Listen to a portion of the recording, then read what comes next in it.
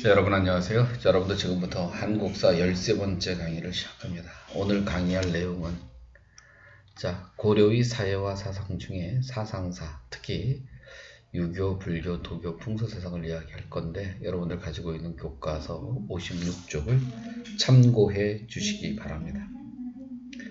자, 한번 힘차게 달려보기로 하죠. 자, 먼저 여러분들 유교입니다. 자, 유교가 여러분들 상당히 발전을 해요. 쭉 학문이 수준이 올라갑니다. 그럼 왜 올라갔을까? 그것은 여러분들 성종이라고 하는 사람의 노력이 진짜 중요하죠. 성종 때 여러분들 최승로라는 사람이 이야기했습니다. 28가지를 제안하는 시문 28조를 건의하는데 그 중에 나라의 근본은 유교다. 자, 나라를 다스리는데 가장 중요한 정치 이념으로 유교를 제시합니다. 성종이 이것을 받아들이죠. 그럼 유학이 얼마나 발전하겠어요. 두 번째, 여러분들 광종 때 과거제도를 시행합니다. 물론 과거에 이 시행의 목적은 다분히 자기 입맛에 맞는 관리를 뽑아서 자기의 권한을 강화시키려는 의도가 있었겠지만 당시 시험 과목이 유학이에요. 따라서 유학이 과거 과목이 되었다는 얘기는 유학이 사실은 발전할 수밖에 없죠. 왜? 유학 공부 잘하는 사람이 곧 관리야. 물론 결과론적으로 충성심이 뛰어난 애들이 뽑히니까 왕권이 강해지는 효과도 가져오겠지만 그건 정치적 의도고 실질적으로 학문은 상당히 발전하겠죠. 유학이라는 학문은. 그리고 현종이라고 하는 사람한테는 유교의 덕목인 유민이 어떤 지방간이 지켜야 될 가장 중요한 책무라고 생각을 했어요. 그러니까 사람들이 어떻게 유학에 대한 관심이 고조될 수밖에 없는 거고, 외종이라고 하는 사람은 왕과 신하들의 학술 토론회인 경연을 시행합니다. 따라서 속된 말로 왕과 신하들이 학문적 토론회를 하는데 여기서 씹혀버리고 무식하다는 소리 들으면 안 될 거 아니에요. 따라서 공부를 어떻게 했겠습니까? 열심히 했겠죠. 그러니까 유학에 대한 깊이가 훨씬 더 깊어질 거 아니야. 물론 정치적인 측면에서는 다분히 신하들이 왕을 견제하려는 의도도 있지만 그거는 차치하더라도 일단 중요한 건 학문이 발전한다 이거죠. 그 다음에 고려시대 중기에는 시문이 되게 중요시 여겼을 뿐만 아니라 상당히 좀 세련미도 갖추기 시작하지만 무신이 집권하면서 어떻게 되겠어요? 유학은 침체의 길로 들어서는 겁니다. 그럴 수밖에 없죠. 왜냐? 당시 고려의 무신들은 글을 잘 몰라요. 당연히 글도 잘 모르는데 젠장 유교 사상에 대해서 관심, 애정, 개풀 뜯어먹는 소리 하는 거 없습니다. 자, 그래서 유학이 한동안 침체의 길로 접어드는 거예요. 물론 여러분도 고려시대 중기의 대표적인 유학자 그렇게 이야기를 하면 최충, 구제학당을 운영했던 최충은 해동공자라는 이름을 들을 정도로 상당히 여러분들 추앙받는 학자였습니다. 그리고 여러분들 김푸식 당대 최고의 유학자이기도 하죠. 삼국사기를 저술한 사람이기도 하고. 자, 그래서 여러분들 이렇게 유학이라는 게 상당한 수준에 발전하는구나. 이런 거는 우리나라뿐만 아니라 중국의 송나라도 똑같았어요. 송나라는 여러분들 과거제도를 시행했죠. 과거를 시행한 목적은 다분히 황제권을 강화시키려는 의도도 있지만 당시 이런 과거의 과목이 유학이기 때문에 유학이 상당히 발전하는 모습을 보여줍니다. 똑같아요. 우리나라나 중국이나. 자, 그러면 이제 우리 고려시대 이렇게 후기는 어땠을까? 고려시대 후기에는 새로운 신유학이라고 하는 성리학이 들어오는 겁니다. 자, 성리학은 기존의 뜻풀이 중심의 유학이었던 흥고학하고는 다르게 우주의 근본 원리와 인간의 심성을 철학적으로 밝히려고 하는 학문이죠. 바로 여러분이 잘 알고 있는 여기 주자라는 사람에 의해서 이루어지는 겁니다. 물론 이제 우리나라의 이 성리학은 안양이라는 분이 충렬함 때 이렇게 소개를 해요. 여러분들 아마 요 안양이라고 하는 분이 이렇게 성리학을 들여왔기 때문에 우리나라 성리학자들의 존경을 많이 받았겠죠. 그래서 조선시대에 여러분들 주세붕이라고 하는 사람이 이 안양에 대한 제사를 지내기 위해서 하나의 서원을 만들었습니다. 그 서원을 백운동 서원이라고 하고 나중에 여러분들 액자를 하사하는 사액서원으로 바뀌는데 그 이름이 소수서원이죠. 자, 여러분들 이게 소수서원은 이 안양에 대해서 여러분들 제사를 지내는 곳 사당이라는 거죠. 그래서 경치가 아주 뛰어납니다. 혹시 나중에 기회 있으면 여러분들 꼭 한번 다녀오시기 바랍니다. 자, 그뿐만 아니라 여러분들 당연히 이렇게 경전에 이렇게 전래품을 공자의 제사를 지내는 모습도 보여주고, 그 다음에 이재원이라는 사람은 이제 만건당이라고 하는, 자, 일종의 오늘날 따지면 이 도서관이에요. 이 도서관에서 원나라 학자들과 교류를 활발히 했습니다. 그래서 성리학에 대한 이해가 상당히 깊어지는 모습도 보여주고, 자, 이와 같은 안양이나 이지연 선생 같은 사람의 도움으로 사실은 여러분들 고려시대에 신진사대부들에게 성리학이 계승되는 거예요. 우리 신진사대부 하면 가장 대표적인 사람이 정몽주, 정도전 같은 사람이 되죠. 자, 이 사람들은 단순하게 성리학을 학문적 대상으로만 인식한 것은 아니고 사회를 개혁사상으로 인식을 했습니다. 그래서 여러분들 고려사회를 비판하죠. 또 고려 말기에는 욕먹을 짓을 많이 했습니다. 여러분들 나라 망할 때쯤 되면 정치도 개판, 경제도 개판, 사회도 개판, 그 다음에 종교도 개판입니다. 특히 불교가 제 기능을 다 못해요. 그래서 여러분들 신진사대부는 불교를 비판하는 겁니다. 그리고 여러분들 유교적인 윤리를 널리 보급하는데 특히 소학이나 주자가래를 여러분들 소개하고 이 책에 따라서 결국 의례를 행해지기를 권했죠. 특히 소학은 오늘날 따지면 바른 생활책이 되는 거고, 주자가래라고 하는 건 말 그대로 이 사람이 쓴 책입니다. 가정의 의례를 갖다가 즉 간혼상제 의식을 이렇게 정한 일종의 규범집이에요. 그래서 여러분들 이 주자가래에 따라서 제사도 지내고 그 다음에 혼례도 하고 장사도 지내는 모습을 보여주는 겁니다. 자, 이해되죠? 자, 그러면 여러분들 우리 성리학은 조선의 건국사상이라는 걸 잊으면 안 되죠. 그래서 우리 조선시대는 성리학을 떼어놓고는 아무것도 설명할 수가 없습니다. 자, 그러면 일단은 성리학이 이렇게 고려 후기에 우리에게 소개됐다는 거, 그리고 신진사도부들에게 보급되었다는 건 이제 알았습니다. 자, 좋아요. 그러면 그 다음으로 또 넘어가 보죠. 자, 넘어갔습니다. 그랬더니 역사서의 편찬을 이야기하네요. 자, 우리가 역사서에서는 좀 알아야 될 것은 고려시대는 현존하는 역사서가 있기 때문에 중요합니다.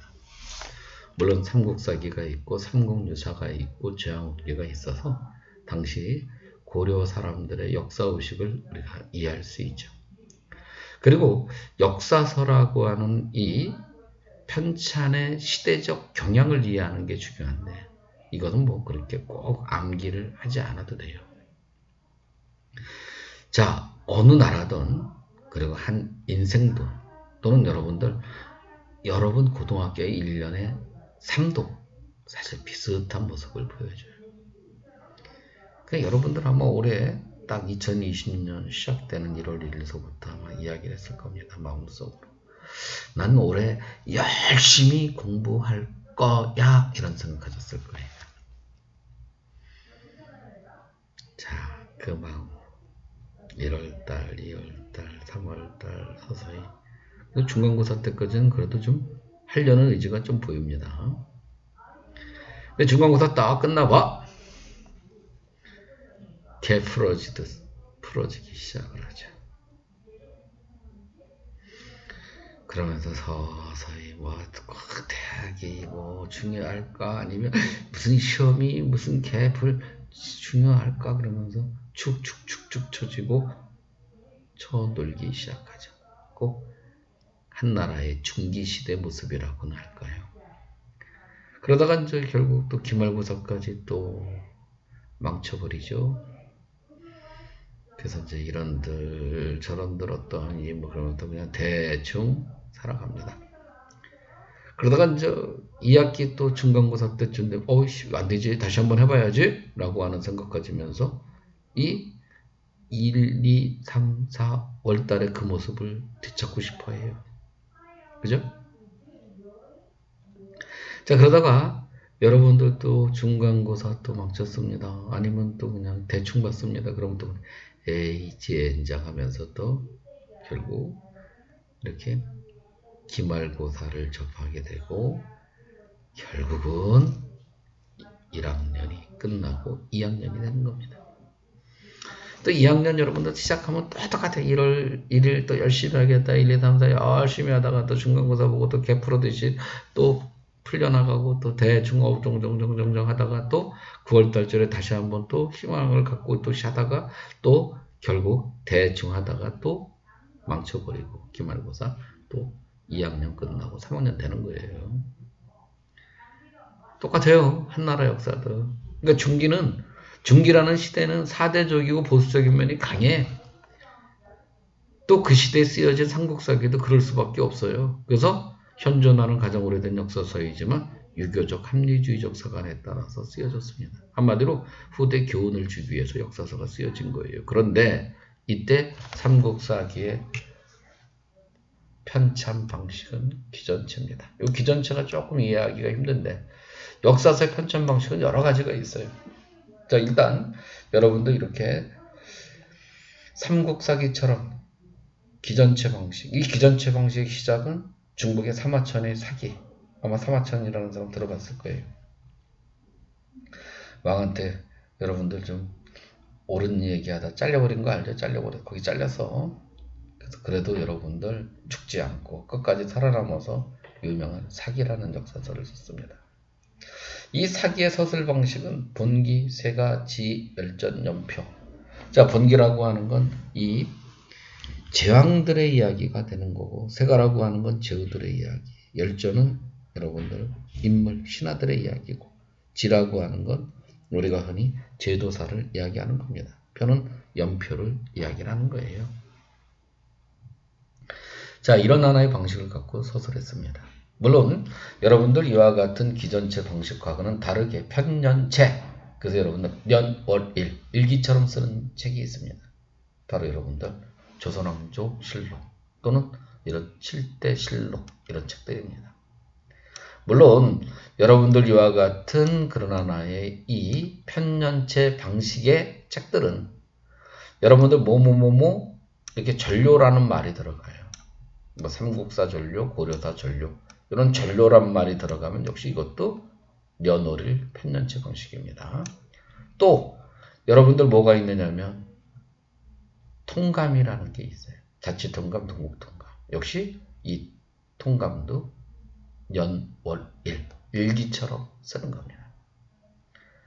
자, 그 다음에 기사 본말체라 해서 일종의 테마식으로 쓰는 그런 역사서가 있는데 여러분이 이제 뭐 우리 고등학교 1학년의 교과서에서 나온 거는 기전체 방식 그리고 워낙 조선왕조실록 그 다음에 7대실록 이런 실록들은 년, 월, 일, 일기체 방식이라는 거 기억해 두시기 바랍니다. 자, 여러분들 후기 시대 아무래도 이제 후기가 또 이렇게 다시 이렇게 자주적 즉 전기 시대로 되돌아가려는 경향을 보여주고 있기 때문에 시험에서는 후기 시대 여러분들 요 역사서들이 자주 나와요. 여러분들 고려시대 후기는 무신정권기와 그 다음에 원나라 지배하기가 됩니다. 약간 어두운 시기 당연히 희망을 이야기하고 싶었겠죠. 자주와 진취적인 모습을 강조하고 싶었을 겁니다.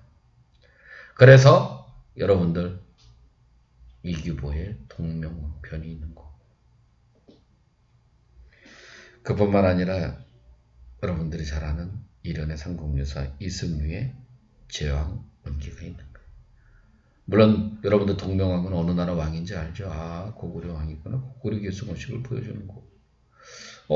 이련의 상공유사와 이승의 지왕기는 고조선에 대한 계승의식을 보여줍니다. 한마디로 지금 뭐를 강조하고 있어요? 전통문화를 강조하고 있는 겁니다. 그리고 이제 말기에는 성리학이 들어오고 난 이후에 정통과 대의명분을 강조하는 역사관이 이제 결국 강조되는데, 그런 입장에서 쓰여질 뻔했던 책이 바로 이재현의 사략입니다. 근데 이재현의 사략은 완성된 책이 아니니까 사실 신경 쓰지 않으셔도 됩니다. 그래서 여러분들한테 강조하고 싶은 건, 각 시대에 따라서 역사서의 경향은 약간의 차이가 있다. 특히 전기시대에 쓰여진 역사서들은 약간의 진취적인 성향이 강하고 자주성이 강하며, 중기는 사대적인 보수적인 면이 강하고, 후기는 전기시대로 되돌아가는 경향이 나타나고, 그러다가 나라가 망하더라. 그것까지 알면 되겠죠. 자, 그 다음에 여러분들 드디어 불교에 대해서 이야기를 합니다. 우리는 이제 고려시대 불교를 이야기를 하면 참 이게 좀 어렵다는 느낌이 좀 들죠, 많이. 특히 학생들이 그냥 삼국시대 불교랑 그 다음에 통일신라시대 불교는 인물 중심으로 공부하다 보니까 그런 대로 그냥 따라와요. 그래서 고려시대 불교를 이야기하다 보면 학생들이 되게 힘드네 막 이렇게 생각하는데 사실 별거 아니에요. 왜냐면 고려시대 불교의 특징은 일단 나라 생각하는 면이 되게 강합니다. 호국불교적인 성격이 강하다. 그 다음에 두 번째는 이런 불교 통합운동을 적극적으로 전개하고 있다. 이 두 가지 특징만 알면 됩니다. 그러면 한번 이야기해 보기로 하죠. 자, 여러분들 고려는 불교를 적극적으로 지원을 합니다. 특히 태조왕건이라는 사람이 이야기했어요. 훈영십조에서 여러 부처의 도움을 받아서 나라 세웠다. 따라서 불교를 적극 지원해라. 그래서 연등의 팔관 행사도 지원하라. 이렇게 이야기를 했어요. 자, 그 다음에 광종이라고 하는 사람은 여러분들 국사나 왕사 같은 제도를 둡니다. 승가를 실시했어요. 그리고 사원의 경비로 쓰기 위해서 사원전을 지급해줍니다. 자, 얼마나 큰 혜택이에요. 승려들에게 승직, 간직조, 또 뭐를 줘요? 개인에게는 또 개인의 토지도 주고 절에는 절당도 주고. 그뿐만 아니라 여러분들 이렇게 법회, 호국법회를 적극적으로 개최를 했습니다. 물론 호국법회를 갖다가 주체는 당연히 물론 여러분들 왕실일 가능성이 높죠. 왜? 국가와 왕실의 안녕을 기원하는 법회니까. 그 다음에 대장경도 조판했습니다. 이 대장경이라는 건 부처님 말씀인 경, 계율인 율, 그리고 경과 율을 연구한 논문인 논, 즉 3장을 기록한 책입니다.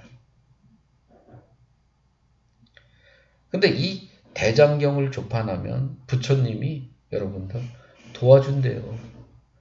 그래서 여러분들 거란이 막 쳐들어오니까 부처님의 도움을 받아서 거란 격퇴시키고 싶다는 인력으로 만든 대장경이 철조대장경이고, 몽고의 침입이 있을 때 역시 또 몽고 막아보겠다고 만든 것이 팔만대장경, 일명 제조대장경이 되는 겁니다.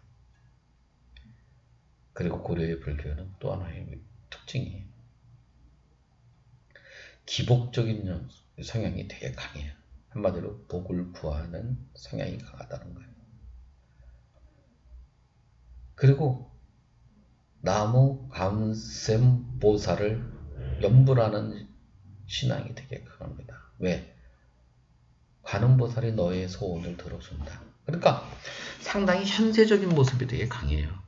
다음 세상에 어떤 극락에 가기 위한 것보다는 냉정하게 말하면 지금 당장 복 걷고 싶어도, 쉽게 말하면 여러분이 나 좋은 대학교 가게 해주세요.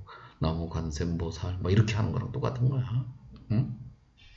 자, 기복적이고 그리고 간음신앙이 상당히 유행했다는 게 특징이에요.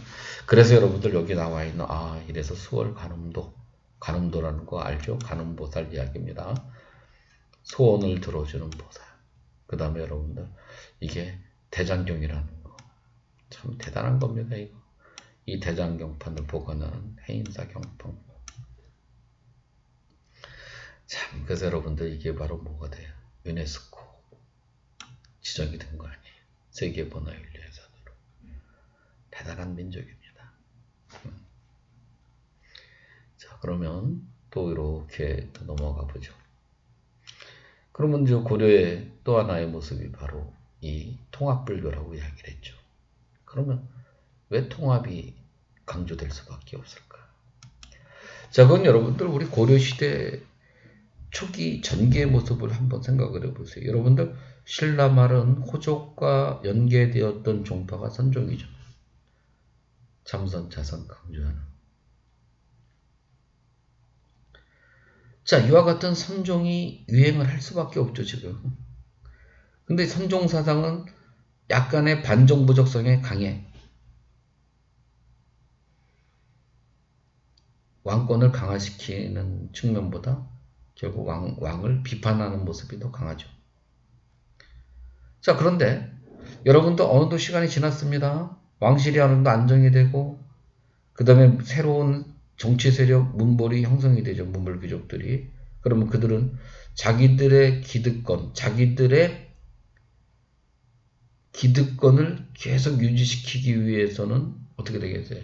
왕권을 강화시키고 사회를 안정시키는 면이 강한 교종에 관심을 가질 수밖에 없습니다. 그럼 어떤 상황이 벌어지겠어요? 선종과 교종이 양대 종파가 다 여러분들 이렇게 발전하면서 서로 사상적인 갈등과 대립이 벌어지겠죠. 아, 싸우네. 싸우면 거기서 끝나요? 나는 선종이 좋아. 아니야, 나는 교종이 좋아. 무슨 개소리, 난 교종이야. 아니야, 난 선종이야. 갈등과 대립. 사회가 여러분들 불안해질 수밖에 없죠. 자, 그거를 이미 알고 있습니다. 의천. 의천은 문종의 네 번째 아들이고 숙종의 동생이었다. 쉽게 생각을 하면 왕자야. 왕자는 당연히 정치적 안정, 왕실의 안녕, 더 나아가서 왕권의 강화. 이거 생각할 거 아니에요. 그래서 먼저 이 사람은 여러분들 이 교종, 오교부터 먼저 통합합니다. 여러분들이 잘 알고 있는 하엄종, 법상종, 계율종, 열반종 이 5교 간에 먼저 통합을 시도해요. 물론 하엄종 중심으로. 하엄종은 여러분들 의상대사가 개척한 종파로 여러분이 잘 알고 있는 것처럼 일찍과 다주길 사상을 강조하죠. 하나는 많고 많으면 하나다. 따라서 결국 사회 통합을 추구한다 그랬잖아요. 그럼 당연히 어떻게 되겠어요? 당연히 여러분들 여기 하엄종을 중심으로 선종을 통합하는 해동천태종을 개창을 합니다. 자, 이렇게 천태종을 개척을 해서 결국 교관경수를 주장하는 거예요. 교라고 하는 건 부처님의 말씀 이론이죠. 관은 참선과 자선을 의미하는 겁니다. 한마디로 이론 연모와 실천을 강조하는 이런 수행을 강조하는 뭐를 천태종을 개창했다. 그러니까 당연히 왕실의 안녕, 왕권의 안정, 더 나아가서 불교 문화가 발전하겠죠. 그렇지만 의천이 죽고 난 다음에는 교단이 다시 분열할 수밖에 없을 겁니다. 왜? 다분히 정치적 의도를 갖고 교종과 선종의 통합을 시도했기 때문에 그렇습니다. 자, 여기까지 이해되죠? 자, 그런데 이제 보세요. 자, 그러면 당연히 여기 요분입니다. 요 진울이라는 분이 의천의 사후의 모습을 지금 알고 있습니다. 다시 종교가 제 기능의 역할을 다하지 못하고 세속적인 모습을 보여줘요. 그런 생각을 하겠죠. 아, 종교 본래 기능을 되찾아야 돼. 근데 혼자 힘들어. 그래서 여럿이 같이 하는 결사운동을 하는 겁니다. 물론 이 결사운동은 선종계열의 스님 진을도 있고 교종계열의 스님 요새도 있습니다. 그렇지만 기존의 이런 하나의 세속화된 모습을 비판하고 새로운 그런 모습, 종교의 본래의 모습을 되찾자고 하는 운동이에요. 그래서 여러분들 송강사라는 절에 수선사를 만들어서 신앙결사 운동을 전개하는 겁니다. 자, 시험에서 진짜 많이 나오죠. 수능에서도 많이 나오고 한국사 인증시험에서도 많이 나오고 그리고 공무원 시험에서도 많이 나오는. 그래서 여기를 껴보니까 뭐라고 돼요? 지금 불교계를 아침 저녁에 하는 일들이 다 부처를 위하는 것 같지만 사실은 세속적인 일이다. 한마디로 썩었다. 그래서 하루는 같이 공부하면서 10사람이 모여서 약속을 했대요. 선도 익히고 지혜도 익히고. 쉽게 말하면 여러분들 참선 자선을 통해서 개인의 수행도 해야 되지만 또 부처님 말씀 교리 경전도 잘 터득하자. 쉽게 말하면 선과 교를 다 함께 하자. 쉽게 말하면 무슨 사상이에요? 정해쌍수에게. 그리고 자기 자신이 부처임을 깨닫고 계속 정진하자 이거야. 자, 이것이 바로 그 유명한 조계종. 우리나라 현존하는 불교계의 가장 여러분들 힘이 강한, 교세가 강한 종파가 조계종이죠. 그리고 이분의 제자였던 해심이라는 사람은 또 있었습니다. 뭘 잊혔느냐? 가르침에 있어서는 유교와 불교는 같아 그랬어요. 그래서 여러분들 고려 말에 새로운 유학인, 신유학인, 여러분들 성리학이 막 들어왔습니다. 자, 주목해줘야 돼. 기존의 사상, 기존의 그런 하나의 이 기득권 세력들이 새로운 사상인 성리학에 대해서 거부감을 갖지 않았어요. 그래서 해심의 유불일치설의 주장은 성리학에 수용되는 하나의 토대가 마련되는 겁니다. 물론 여러분들 말기에는 모든 것들이 개판이라고 했죠. 역시 종교도 개판이었습니다. 자, 샤머니즘적인 요소가 강한 남아교, 그 다음에 기복신앙, 이게 복받으려고 하는 거기에 또 많은 게 있는 거예요. 또 이게 거기다 고려 말에 여러분들 사원이 대농장 가져서 세금 제도를 안 납니다. 그리고 여러분들 군대 가기 싫으면 머리 깎고 다 스님 돼버려. 한마디로 개판이 되는 모습에서 결국 누가 신진사대부들이 이러면 안 돼. 그래서 비판을 했던 거예요. 이렇게. 그 신진사대부들이 불교를 비판하기도 한 겁니다. 이해되죠? 자, 그러면 여러분들 뭐 불교도 가만히 보니까 뭐 별로 어렵지 않네. 그죠? 지금 두 가지가 딱 머리 떠오르죠. 우리나라 고려시대 불교는 호국불교적인 요소가 되게 강했고, 그리고 여러분들 교종 중심의 선종의 통합이냐, 쭉 천태종이냐, 그 다음에 선종 중심의 교종의 통합이냐, 조계종이냐. 그러니까 교종 중심이냐, 선종 중심의 통합이냐. 그래서 천태종이냐, 조계종이냐. 그래서 이렇게 통합 불교적인 모습을 확인할 수 있었습니다. 자, 그 다음에 여러분도 우리가 이제 도교가 있어요. 도교라고 하는 거는 뭐 여러분이 다 알다시피 노자 장자 사상으로부터 시작해서 여러 가지 또 뭐 이제 샤머니즘적 요소까지 다 믹서가 돼요. 그래서 신선 사상, 불로 장생 사상, 무의 자연사 이런 것들이 다 섞여갖고 종교화되죠. 그래서 역시 고려도 이런 하나의 도교가 유행을 했습니다. 그래서 이렇게 도인들이 이렇게 있어요. 도인들은 여러분들 주로 차를 이렇게 들고 있는, 차 주전자를 들고 있는 이런 도인의 모습. 그 다음에 여러분들 이렇게 그 어른들 앞에서 차를 마시는 이런 초래 행사. 이런 데가 도교랑 관련이 있는 거. 그리고 그뿐만 아니라 여러분들 지형과 지물을 연구하는 풍수지리 사상. 자, 특히 무슨 사상과 결합이 돼? 예원 사상이 도참 사상입니다.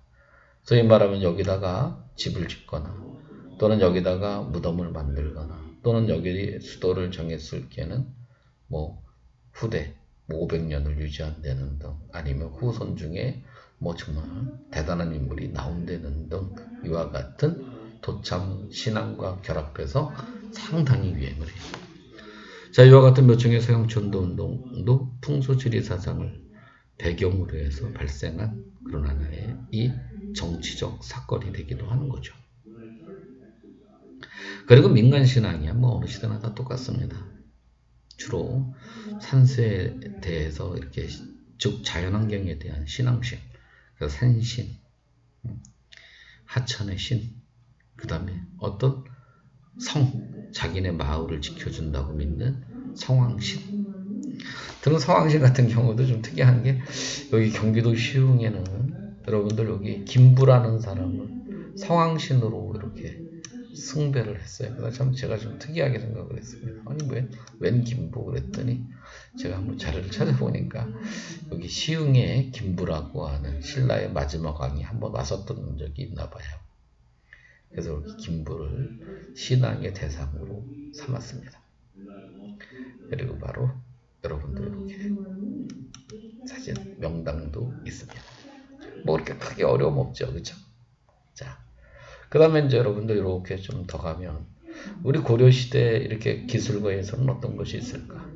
우리 고려시대 기술 중에 가장 높게 평가하는 거는 특히 인쇄죠, 인쇄. 자, 이렇게 팔만대장경 같은 목판 인쇄본. 참 대단하잖아, 이게. 그 다음에 여러분들이 잘 알다시피 금속 칼자인 바로 여러분들 직지심경. 자, 그래서 여러분들 기억 좀 해두셔야 되죠. 그 다음에 우리가 예술 중에는 이렇게 불교 문화가 되게 발전돼 있죠. 그러니까 우리는 고려시대의 그런 하나 예술은 상당히 귀족적인 모습이 강하고 그 다음에 불교적인 요소가 되게 강해요. 그래서 수월 관음도, 백이, 수월 관음 다 여러분들 관음 신앙하고 관련이 있는 거죠. 그 다음에 여러분들 역시 예술품으로 이야기를 했을 때는 우리 도자기를 이야기할 수밖에 없는데 청자를 이야기하겠죠. 되게 빛이색의 아름다움을 보여주는. 특히 여러분들 우리가 가끔씩 시험에서는 여러분들 이렇게 고려의 청자를 갖다 아주 높게 평가한 서공이라는 사람이 쓴 고려도경이라는 책에 응용하는 경우가 많아요. 시험 문제가. 물론 청자. 몽골귀족과 밀접한 연관이 있고. 그 다음에 여러분들 아주 독특한 기법으로 만들어진 상강기법, 상강청자가 있습니다. 이건 무신하고 관련이 있죠. 그리고 고려시대 말기에 자 이런 푸른 빛이 이제 서서히 하얀 빛의 중간에 담긴 분청사긴. 그래서 고려 말, 그 다음에 조선 전기, 신진사대부들과 밀접한 관련이 있죠. 그 다음에 청동포리 수군무늬 정병 같은 상당히 귀족적인 이런 정병이 있습니다. 자, 이 정도만 알아도 큰 문제 되지는 않아요. 자, 이것으로서 여러분들 우리 고려의 사상, 유교, 불교, 도교 그리고 예술에 대해서 설명을 했습니다. 자, 다음 시간부터는 저 바로 무엇을 이야기할 거냐면 여러분들 조선을 이야기할 겁니다. 조선은 누구에 의해서 신진사대부들의 나라입니다. 어떤 사상이 성리학을 여러분들 중시하는 나라, 바로 성리학의 나라입니다. 자, 그러면 이 조선을 들어가면 훨씬 더 재밌겠죠, 그렇죠? 자, 오늘 대단히 고생 많으셨습니다. 감사합니다. 안녕.